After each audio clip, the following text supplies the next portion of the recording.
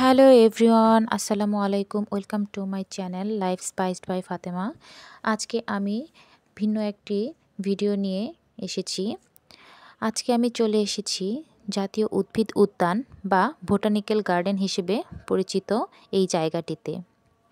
এখানে কিভাবে আসতে হবে এবং কখন আসতে হবে, এর প্রবেশ মূল্য কত এবং কখন খোলা থাকে সবই বলবো আজকের এই ভিডিওতে। ঢাকা শহরের আশেপাশে বেশ কিছু জায়গা থেকে চিড়িয়াখানার বাস পাওয়া যায়।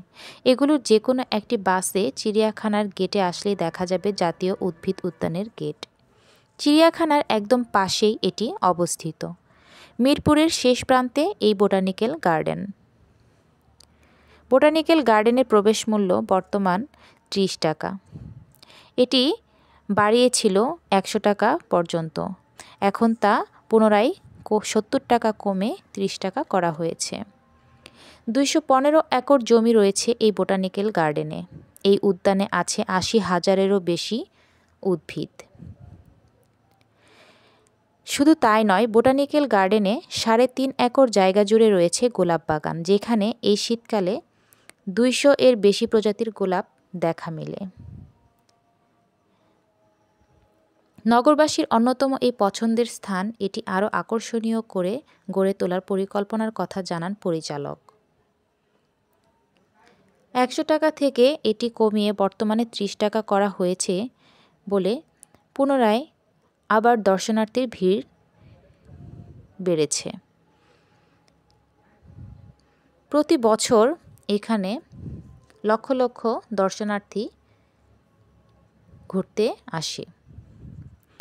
এখানে আমরা যেসব গাছের নাম জানি না, নাম না জানা অনেক রকমের গাছ এখানে আপনারা আসলে দেখতে পারবেন।